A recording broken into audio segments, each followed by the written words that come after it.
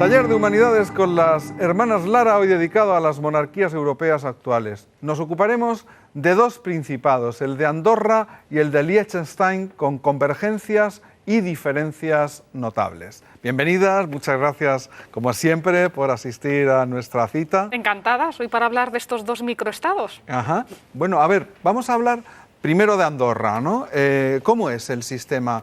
Porque no es una monarquía, es un principado, pero ¿cuáles son las características, digamos, diferenciales desde el punto de vista constitucional de Andorra? Pues es un sistema parlamentario donde la cabecera de ese gobierno la ejercen el presidente de Francia y el obispo de Urgel, aunque luego tienen allí también un primer ministro. Pero una de las curiosidades, y que viene también de esa constitución de 1993, es la organización del territorio en 7 parroquias y, por otra parte, pues la idea de que, como siempre se encuentran en los Pirineos entre Francia y España, para muchas cuestiones tienen que depender, pues por ejemplo, si hiciera falta un ejército, al no tener ellos, pues tendrían que recurrir a alguna de estas dos naciones. Y otra de las curiosidades, junto que sí que tienen policía, a Liechtenstein y a Andorra les pasa lo mismo, no tienen ejército pero sí policía, es cómo han mantenido un régimen semifeudal hasta el siglo XX, porque en Andorra las mujeres no pudieron votar hasta 1970 y en los comicios nacionales en Liechtenstein hasta 1984, y sin embargo son paraísos fiscales y zonas donde hay un nivel adquisitivo muy alto. ¿Y eso cómo se explica? Bueno, cosas... Pues sí, Salva, parece insólito que el feudalismo se haya mantenido en estos dos pequeños principados hasta prácticamente el siglo XX. Todavía hoy hay reminiscencias feudales en Liechtenstein, que no en Andorra, porque el príncipe ha amenazado en varios momentos, por ejemplo, en el año 2003, cuando hubo un referéndum para intentar recortarle sus poderes, pues Juan Adán II amenazó con irse a Viena, no en vano, allí tiene 2 palacios en Austria, hacer las maletas y marcharse si salía así en el resultado final. Tiene fama de ser el más rico, ¿no? El monarca sí, es más rico banquero y además es el príncipe más rico de Europa. Los dos territorios, como me preguntabas en relación a ese feudalismo, tienen una vinculación enorme con el Sacro Imperio Romano-Germánico, es decir, que durante toda la Edad Media y la época moderna, en el caso de Liechtenstein y en el de Andorra hasta el siglo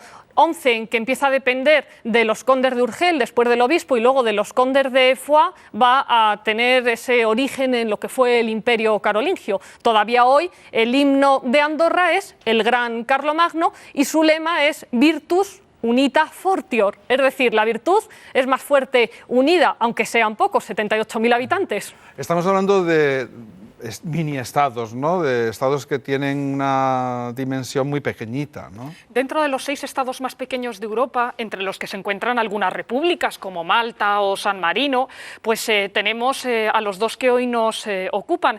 Pero pensemos que Liechtenstein es la ladera de un monte en los Alpes réticos, en esa antigua región romana de Recia, y que ocuparía lo que la ciudad de Medina del Campo. Y por otro lado, Andorra, que es el más grande de esos pequeños estados de Europa, es como la ciudad que no provincia de Teruel.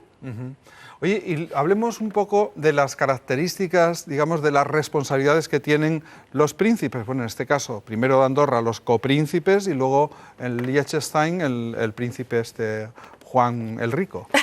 Pues empiezo con Liechtenstein y le cedo a Laura Andorra. Bueno, en Liechtenstein se da una circunstancia muy insólita, y es que el jefe del Estado es Juan Adán II, pero que cuando llegan a una edad avanzada no abdican los príncipes. Le pasó a su padre, Francisco José II. Lo que hacen es que nombran un regente, y en España, como la audiencia sabe, ¿quién ha sido el regente? Una persona mayor. Por ejemplo, antes de que llegara Carlos V, a principios del siglo XVI a España, ejerció de regente el cardenal Cisneros, que a la muerte de Felipe el Hermoso y luego a la muerte de Fernando el Católico toma las riendas del reino. Bueno, en mi último libro publicado por Defensa sale toda esta historia sobre el cardenal Cisneros. Pero, sin embargo, allí lo que hacen es coger a una persona más joven para que haga de regente, que en este caso es el príncipe Luis, que en 2011 también, bueno, pues puso en jaque a la diplomacia porque dijo que si salía el sí a la ley del aborto, él ejercía el derecho a veto. ¿Y en el caso de Andorra?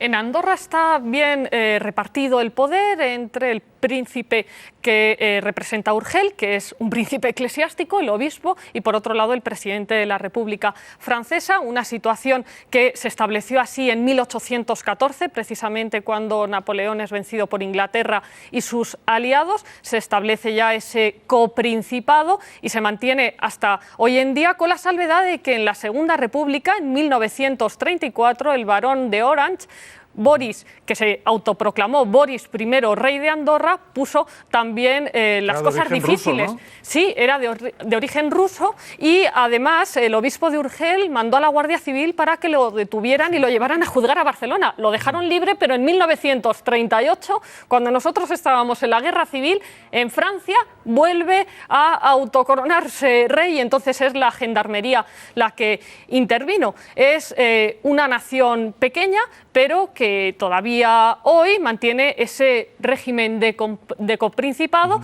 pues bastante pacífico.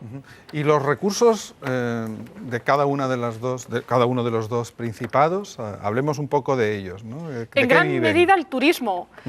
No tienen aeropuerto ninguno de los dos. Luego, en cuanto a la moneda, tienen el franco suizo y como idioma el alemán, el Liechtenstein, y en Andorra pues tuvieron pesetas y francos, y ahora tienen el euro y esa convivencia entre el catalán como idioma oficial y el español y el francés. Y luego, bueno, las devociones que mueven también mucha población, la Virgen de Merichel como patrona de Andorra cada 8 de septiembre, o la Asunción cada 15 de agosto es la fiesta nacional de Liechtenstein. Es muy curioso cómo en estos dos territorios pues es bastante agradable pasear por sus calles. En Liechtenstein tienen dos castillos, el de Gutenberg y el de Vaduz, donde está también lo que es como la catedral. Juan Pablo II la proclamó, la erigió en catedral, porque antes era la iglesia de San Florián, donde se casaron tanto los príncipes actuales como sus herederos, y allí en cada taberna en la que entras hay un grupo de 3 personas de músicos que interpretan piezas del folclore, y eso pues con buen queso y buen vino pues hace que te lo pases bien. Claro. Vamos a ver, hay una diferencia radical entre ambos principados, ¿no? Y es que uno pertenece a la Unión Europea y el otro no, ¿no? Claro. Eso determina, supongo. Y que en gran medida siempre han ido un poco a su aire, porque hablaba Laura de la Segunda República, pero durante la Guerra Civil, cuando Francia y Gran Bretaña toman el timón en ese comité de no intervención, que luego se lo saltan a la torera a todos los territorios, porque hay ayuda italiana y alemana y de Portugal a los nacionales y de las brigadas internacionales y la Unión Soviética a la República, pues no firman ese comité de no intervención ni Liechtenstein ni Andorra. Y luego otro tema que tanto pues ha llamado la atención, el de la caza de brujas asociado a la leyenda negra en España. En la Edad Moderna, 300 personas fueron arrojadas por brujas en la hoguera, en Castilla, de un censo de 8.100.000 habitantes. En Liechtenstein, 300 de 3.000. Sí, recordemos que Andorra fue conquistado por Fernando el Católico también en 1512, al igual que Navarra. Lo que pasa que como él contrajo segundas nupcias con Germana de Foix, pues se lo reservó a su esposa, y también luego Carlos V. Y hablaba María de la Guerra Civil. Bueno, pues es que en la Segunda Guerra Mundial también tanto Andorra como Liechtenstein fueron territorios estratégicos. Por un lado, Andorra, la zona de salida de los maquis españoles hacia Francia, sumándose a la resistencia, y también ese intento del mariscal Pétain con el régimen colaboracionista de Vichy de instalar el régimen nazi en el sur de Francia. Pero en el caso de Liechtenstein se piensa que la colaboración con el Eje vino porque dejaron ingresar dinero en los bancos de dudosa procedencia. Ajá. Porque ambos son paraísos fiscales, ¿o hay diferencias notables entre uno y otro?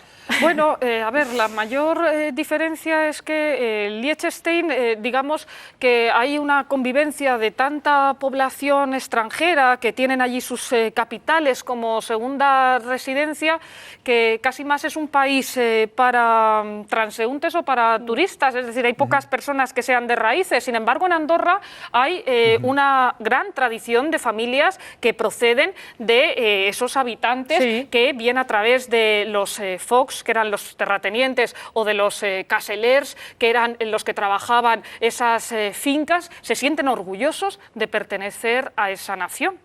Muy bien, ha sido un verdadero placer. Muchísimas gracias como siempre. Nos vemos dentro de 15 días. ¿Vale? Ya veremos a ver qué contamos. Volveremos con un Estado de mayores dimensiones, aunque estos pequeños principados también aportan mucho a Europa. Importancia. A lo mejor podríamos volver con Noruega, si os parece bien. Pues sí, estupendo. Viajamos hacia los fiordos. Muy bien.